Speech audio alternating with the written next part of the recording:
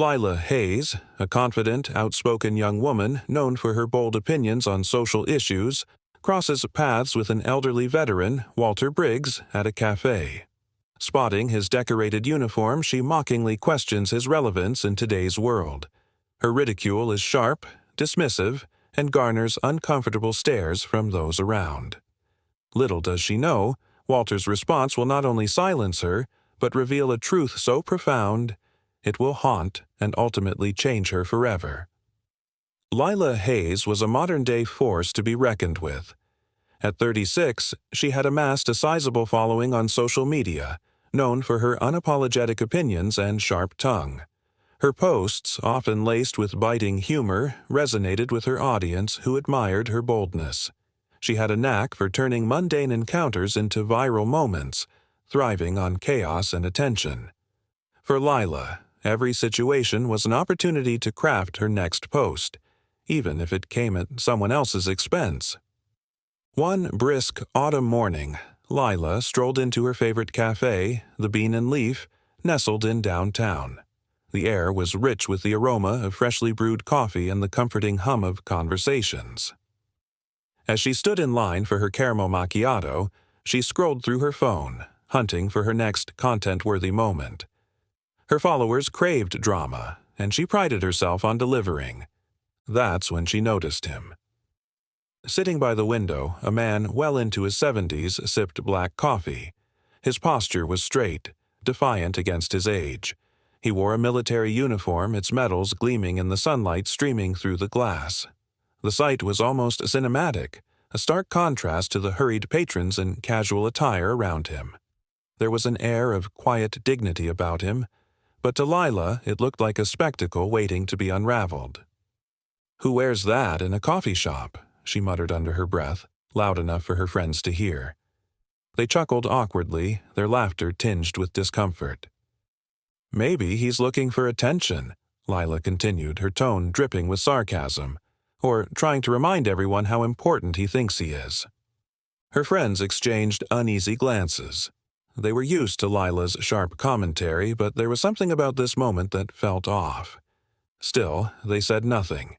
Emboldened by their silence, Lila decided to push further. "Excuse me," she said, approaching the man with a mock-friendly smile. Her tone was sugary but insincere, like honey laced with vinegar. "I couldn't help but notice your outfit. Is there a special occasion, or is this your way of reliving the glory days?" The café fell silent. Conversations halted mid-sentence, and all eyes turned to the unfolding scene. The man looked up, his expression calm yet unreadable. His weathered face, marked by deep lines and piercing blue eyes, hinted at a life lived through both triumph and tragedy. Lila stood there, arms crossed, her phone discreetly recording. She anticipated anger or indignation, anything that would make for good content. But instead, she received something unexpected. "I wear this," he said slowly, his voice steady and deliberate, "to honor the men and women who didn't make it back, people who gave everything so you could stand here and ridicule me."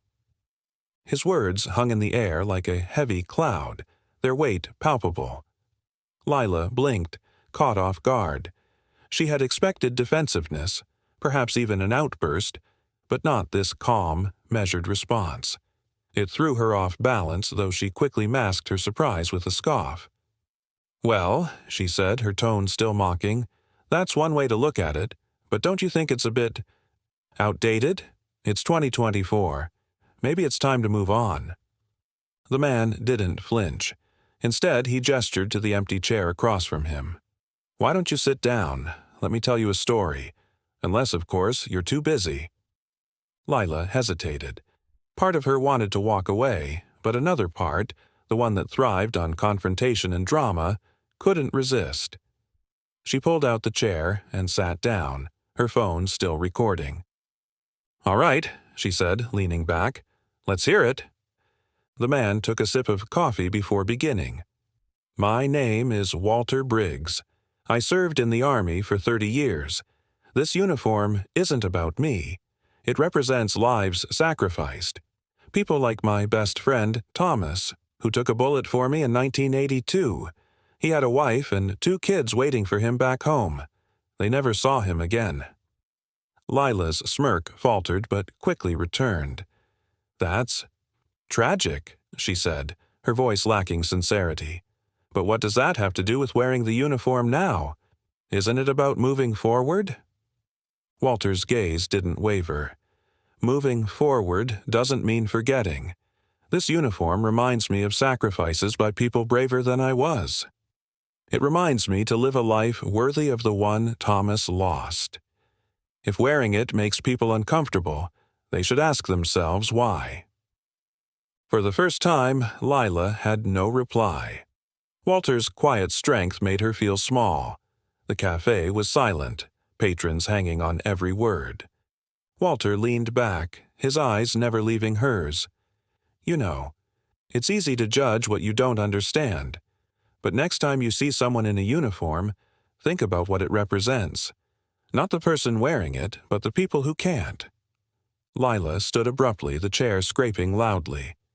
"Well," she said, her voice louder than intended, "thanks for the insight." Without waiting for a response, she turned and walked out, her friends trailing behind. Outside, Walter's words echoed in her mind. No matter how hard she tried, she couldn't shake the image of his piercing blue eyes and quiet dignity. For the first time in a long time, Lila felt something she couldn't name, a mix of shame, curiosity, and an unsettling sense that she'd glimpsed a truth far bigger than herself. Lila couldn't sleep that night. Every time she closed her eyes, she saw Walter's face, calm, unyielding, and wise. His words played on a loop in her mind. Moving forward doesn't mean forgetting. She turned restlessly in bed, her phone lighting up with notifications from her latest post. Yet, for the first time, the likes and comments didn't provide their usual thrill. Something was missing. By morning, Lila decided she needed answers. Walter's story forced her to confront truths about herself. Her curiosity outweighed her discomfort, and she resolved to dig deeper into his world. The first step was research. Lila typed "veteran sacrifices" into the search bar. What she found overwhelmed her. Articles spoke of staggering statistics: thousands of homeless veterans, high suicide rates, and struggles reintegrating into civilian life.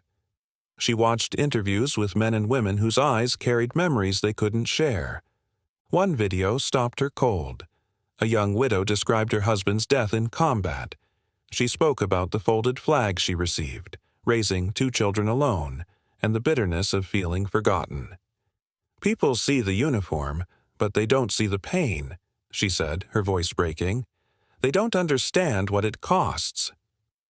Lila paused the video, her chest tight. She thought about her life, the comfortable bubble she had built through curated posts and witty remarks. For all her confidence, she realized she knew nothing about the sacrifices Walter described. Her earlier mockery now felt like a weight around her neck. Still, she wasn't ready to let go of her pride. Walter's story, while moving, was just one man's perspective. To truly understand, she needed to see more. The next day, she returned to the Bean and Leaf, hoping to find him again. She scanned the café, her eyes landing on the same seat by the window, now empty. Disappointment flooded her, but determination replaced it. She approached the barista, Amanda. "Excuse me," Lila said, trying to sound casual. "The man who was here yesterday, the one in the uniform, do you know if he comes here often?" "You mean Mr. Briggs? He's a regular but only comes a few times a week. Did you need something from him?" "I just wanted to apologize." Amanda's expression softened. "He's a good man. If you're looking to talk to him, you might find him at the Veterans Center downtown. He volunteers there."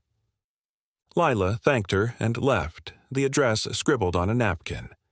That afternoon, she stood outside the Veterans Center, a modest brick building with a simple sign. Her palms were clammy, and she debated walking away. But something in her wouldn't let it go. Inside, the atmosphere was warm but subdued. Men and women of all ages gathered in small groups, talking quietly or playing cards. A bulletin board displayed flyers for counseling services and support groups. Lila felt out of place, her designer coat and sleek boots a stark contrast to the worn jeans and jackets around her. She spotted Walter almost immediately. He was seated at a table laughing softly with another man. The sight caught her off guard. After their tense exchange, she hadn't expected to see him so relaxed, so human. She hesitated, then approached.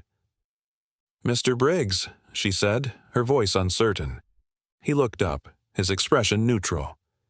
"Miss Hayes," he said, recognizing her instantly. "Didn't expect to see you here." Lila faltered, the words she had rehearsed vanishing. "I wanted to apologize. For what I said at the café, it was out of line." Walter studied her for a moment, then gestured to the chair across from him. "Have a seat." Lila sat, her hands fidgeting. "I've been doing some research," she began, "about veterans, about what you've been through. I think I understand now, at least a little." Walter nodded. "Understanding takes time and effort." She glanced around the room. "This place, it's not what I expected. I thought it would be sad, but it's hopeful." "It has to be," Walter said.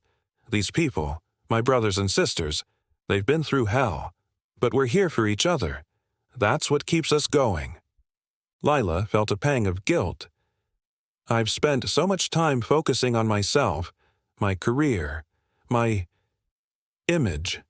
I've never stopped to think about what others have given up." Walter's gaze softened. "We all have our battles, Miss Hayes.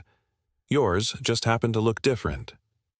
They talked for hours, the initial tension fading. Walter shared stories, not just of war, but of friendship, resilience, and the small joys that kept him going. Lila found herself captivated, not just by his words, but by his strength and humility. When she left the center, the sun was setting, casting a golden glow over the city. Lila felt different, lighter yet grounded. For the first time, she saw the world not as a backdrop for her own narrative, but as a tapestry of countless lives, each thread woven with sacrifice and hope. That night, she posted a photo of a folded flag with the caption, "Some battles aren't fought for glory, but for each other. Never forget." It wasn't her usual style, but it felt right. As the likes and comments rolled in, Lila didn't care about the numbers. For once, she cared about the meaning. And for the first time in her life, she felt she was beginning to understand. The Veterans Center became an unexpected part of Lila's routine. Days after her conversation with Walter, she found herself returning, drawn by a curiosity she couldn't shake. At first, she told herself it was just research, a way to better understand a world so far removed from her own. But deep down, she knew it was more than that. Walter's words had planted a seed, and each visit seemed to water it. On her third visit, Walter was sitting alone, reading a worn paperback. She approached cautiously, unsure if she was intruding. "Mind if I sit?" she asked. Walter looked up, surprised but not unkind. "Miss Hayes," he said with a nod. "Back again?" "I guess I am," she replied, sitting across from him. "What are you reading?" Walter held up the book. The title read, "The Things They Carried" by Tim O'Brien. "It's a collection of stories about soldiers in Vietnam. You might like it." Lila hesitated. "I've never read anything like that before." "Then it's a good place to start," Walter said. He closed the book, folding his hands over it. "What brings you back?" Lila fidgeted with her phone, unsure how to answer. "I've been thinking about what you said, about sacrifices, about living a life worthy of others' sacrifices. I guess I wanted to understand more." Walter studied her for a moment, then nodded. "That's a good reason. Understanding is the first step." They fell into an easy rhythm, talking about everything from books to current events. Walter's stories often veered into memories of his time in the Army, but he spoke of them with a surprising lack of bitterness. He talked about the camaraderie, the small acts of kindness that kept them going, and the moments of humanity that shone through even in the darkest times. "People think war is all about violence," he said at one point, "and sure, there's plenty of that, but it's also about connection. When you're out there, you rely on each other for everything, your safety, your sanity, your life. It creates a bond that's hard to explain to someone who hasn't been through it." Lila listened intently, her usual need to interject or make a witty remark noticeably absent. For the first time, she felt like she was learning something real, something that couldn't be captured in a tweet or a video clip. As the weeks went on, Lila began to volunteer at the center. At first, it was small tasks, serving coffee, organizing supplies, but gradually she took on more responsibility. She helped veterans fill out forms for benefits, listened to their stories, and even started a social media campaign to raise awareness about their struggles. Her posts were different now, less about herself and more about the people she was meeting. They were raw, honest, and deeply moving. One day, as she was leaving the center, Walter stopped her. "You're doing good work here," he said. Lila smiled, feeling a warmth she hadn't known she needed. "Thanks. It feels different. In a good way." Walter nodded. "You've got a good heart, Lila. Sometimes it just takes the right push to see it." The words stayed with her, filling her with a quiet sense of pride. For so long, she had measured her worth by likes and comments, by the validation of strangers. But this felt real. It felt like she was making a difference. One afternoon, as Lila was helping an elderly veteran named Joe with his paperwork, he mentioned something that caught her off guard. "Walter doesn't talk much about his own story, does he?" Joe said. Lila looked up, curious. "Not really. Why?" Joe smiled sadly. "He's been through more than most of us. Lost his wife while he was deployed. She had a stroke. He didn't find out until days later. By the time he got home, she was gone." The words hit Lila like a punch to the gut. She had seen the strength in Walter, the resilience, but she hadn't imagined the depth of his pain. It explained so much. The quiet dignity, the way he carried himself, the reason he wore the uniform even now. It wasn't just about honoring others, it was about holding on to the memory of everything he had lost. That evening, Lila sat down with Walter, determined to learn more. "Joe told me about your wife," she said gently. Walter's expression softened, a flicker of pain crossing his face.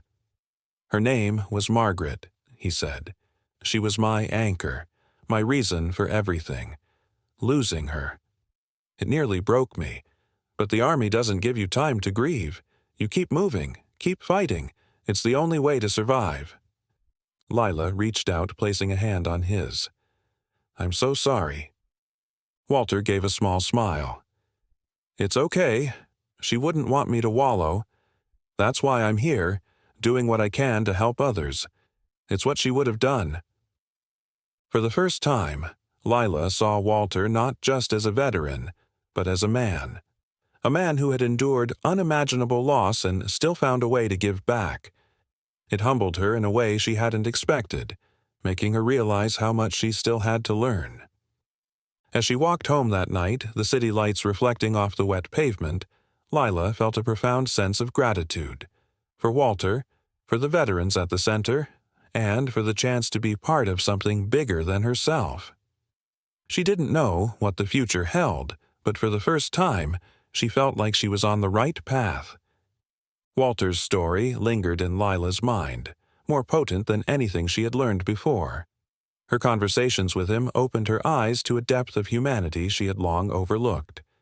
But it wasn't just Walter's stories that stayed with her. It was the stories of others she met at the center. Each had a tale, a weight they carried, and a quiet resilience that humbled her. For the first time, Lila felt like she was truly listening. One afternoon, Lila was sorting donations in the center's storage room when she overheard a group of veterans talking about an upcoming memorial service. They spoke of it with reverence, their voices tinged with pride and sorrow. Curious, Lila asked Amanda about it later. "It's an annual event to honor fallen soldiers," Amanda explained. "It's deeply personal for a lot of the people here. Walter usually gives a speech. He's one of the most respected veterans in the community." The thought of Walter giving a speech intrigued Lila. She had come to know him as a man of quiet strength, someone who chose his words carefully. She decided to attend the service, not just out of curiosity but out of a growing respect for the people she had come to know. The service was held in a local park, under a canopy of trees swaying in the autumn breeze. Rows of chairs were set before a modest stage where a podium stood draped with an American flag. The crowd was diverse. Families, veterans, and community members gathered to pay their respects. Lila sat near the back, unsure where she fit in this solemn gathering. The ceremony began with a choir singing the national anthem, their voices rising into the crisp air. Then, veterans took the stage to share stories of those they had lost.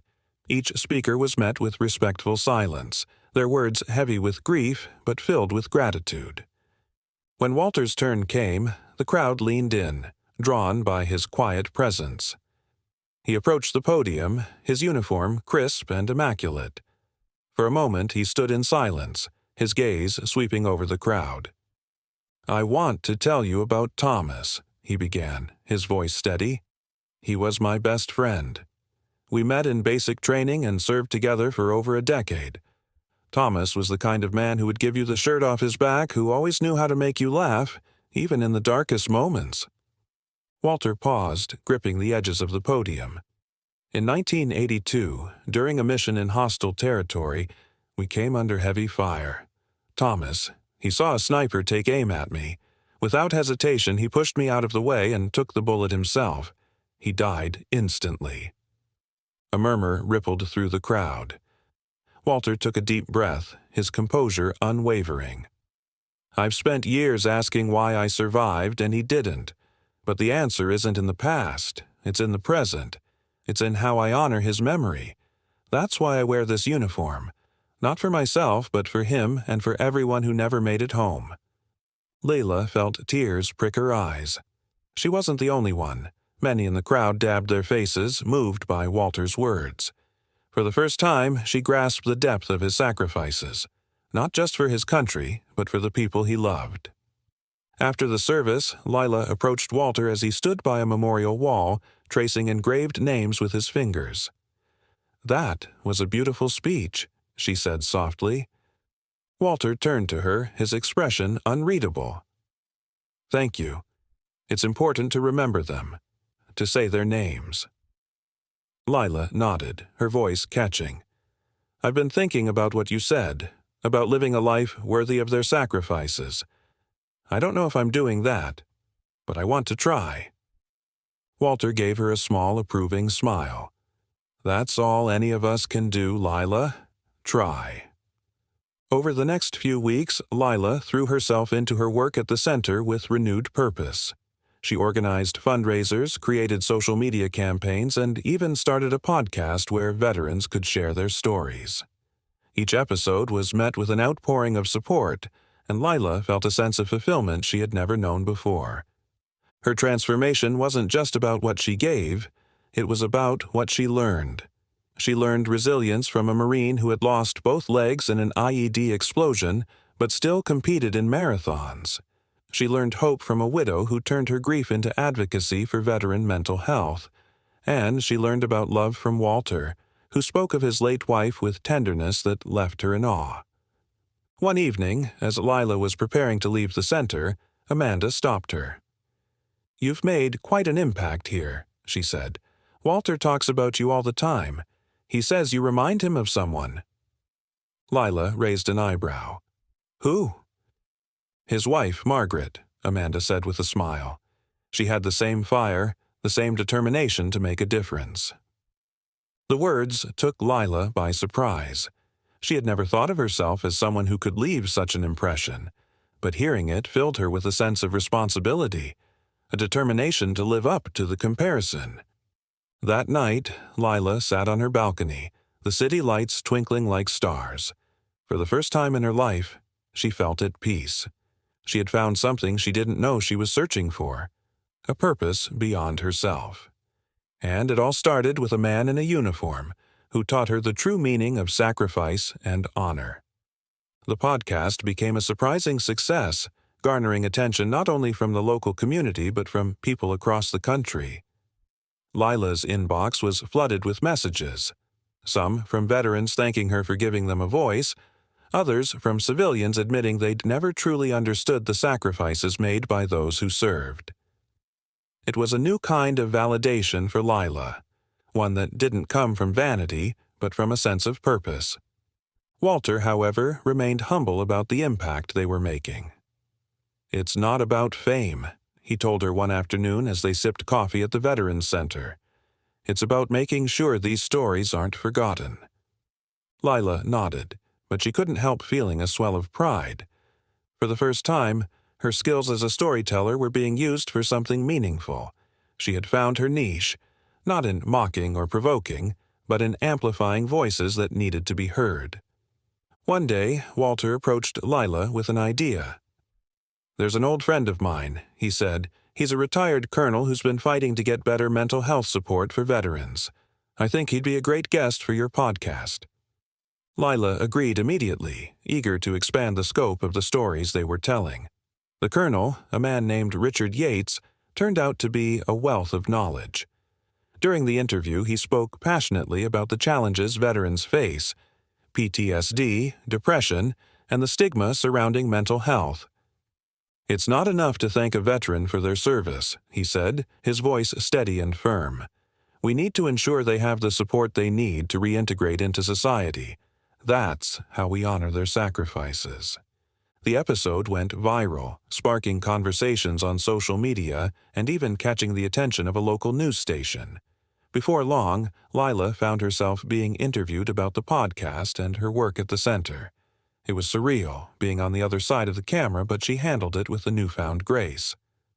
"I never expected this," she admitted during one interview. "I started this journey thinking I was helping others, but the truth is, they've helped me. They've shown me what it means to live a life of purpose." Despite the growing attention, Lila remained grounded. She continued volunteering at the center, building deeper relationships with the veterans and their families. One afternoon, she noticed Walter sitting alone in the garden, his gaze distant. "Penny, for your thoughts?" she asked, sitting beside him. Walter smiled faintly. "Just thinking about Thomas and Margaret. Days like this make me miss them more." Lila placed a hand on his arm. "They'd be proud of you, Walter. Everything you're doing, it matters." Walter nodded but didn't speak. The silence between them was heavy, and Lila felt the depth of Walter's loss, the weight of memories and ghosts of the past. As the months passed, Lila began to take on larger projects. With Walter's encouragement, she organized a community event to raise awareness about veteran mental health. The event included workshops, panel discussions, and even a resource fair where veterans could connect with local services. It was a massive undertaking, but Lila poured her heart into it. There were setbacks, venues fell through, sponsors backed out, but Lila pressed on. Late at night, she worked tirelessly to ensure every detail was perfect. Walter's quiet encouragement kept her going. "One step at a time," he often reminded her. "You're doing more than you realize." On the eve of the event, Lila reviewed final details with volunteers, glancing at Walter as he prepared his speech.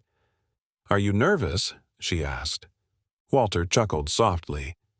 "I've faced worse, but it never gets easy, speaking about the ones we've lost."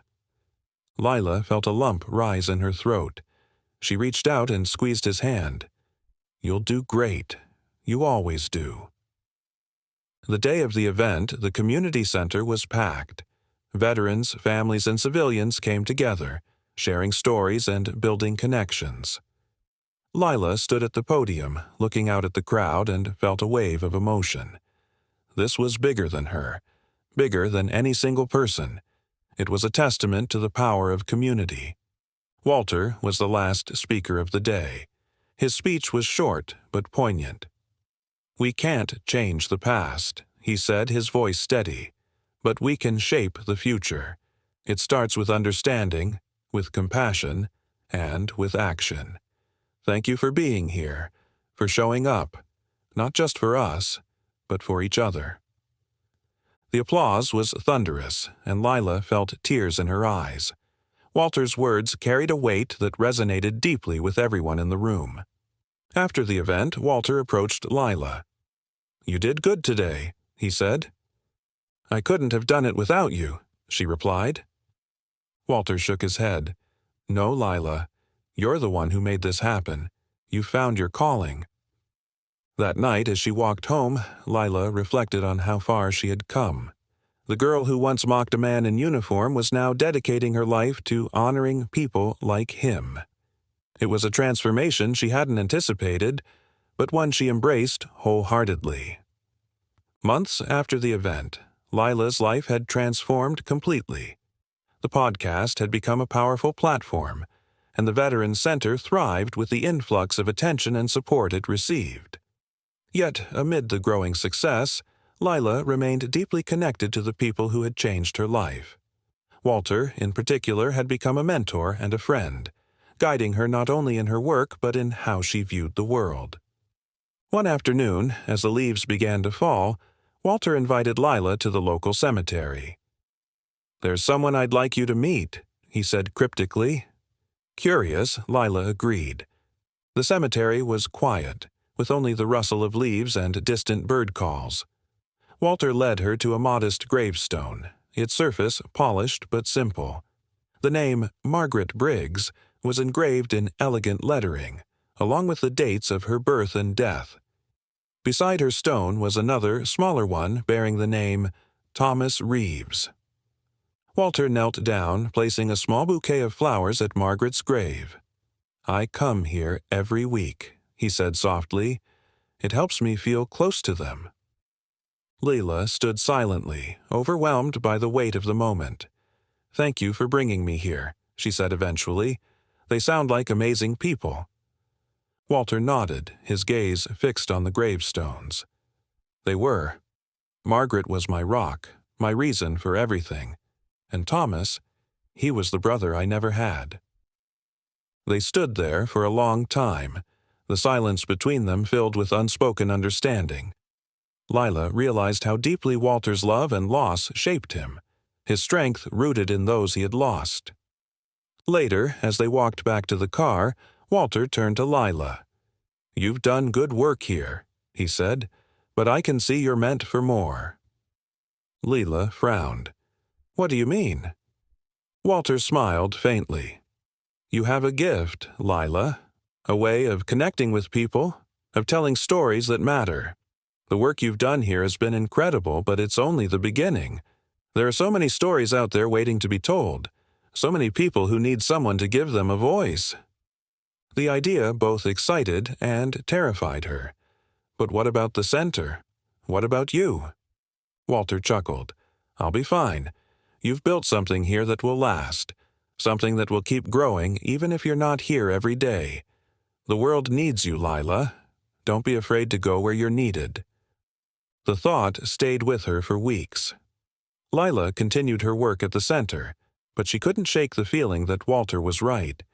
She had spent the past year finding her purpose, and now it was time to take it further. One evening, as she sat in her apartment, surrounded by notes and recordings from her podcast, she made a decision. She would expand her platform, traveling to different communities to share the stories of people whose voices were often ignored. It was a daunting prospect, but it felt right. The next day, she told Walter her plan. "I'm scared," she admitted, "but I think it's what I'm meant to do." Walter smiled, his eyes filled with pride. "You'll do great, Lila. You always do." Her first trip was to a small town in the Midwest, where she interviewed farmers struggling with droughts and families grappling with economic challenges. From there, she traveled to urban neighborhoods, sharing the stories of educators, social workers, and community leaders fighting for change. Everywhere she went, she met people like Walter, with extraordinary stories of resilience and sacrifice.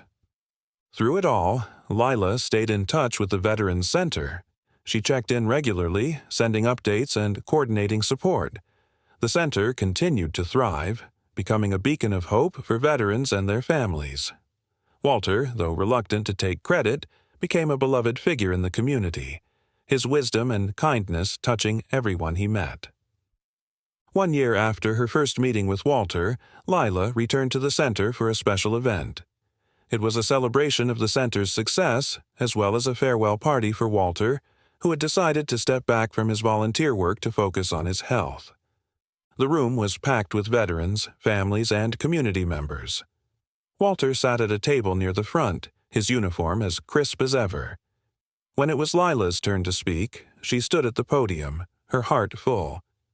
"When I first met Walter," she began, "I didn't understand what it meant to serve, to sacrifice, or to honor those who've come before us. But over the past year, he's taught me more than I could have imagined. He's shown me the power of compassion, of resilience, and of community. And for that, I'll always be grateful." The applause was deafening, and as Lila stepped down, Walter pulled her into a hug. "You've come a long way, kid," he said, his voice thick with emotion. "So have you," she replied. As the evening wound down, Lila and Walter sat together, watching the celebration unfold. "You've made a difference," Walter said. "Never forget that." Neither of them knew what the future held, but in that moment they were at peace. They had found their purpose, their calling, and through each other, they had discovered the true meaning of honor, sacrifice, and love.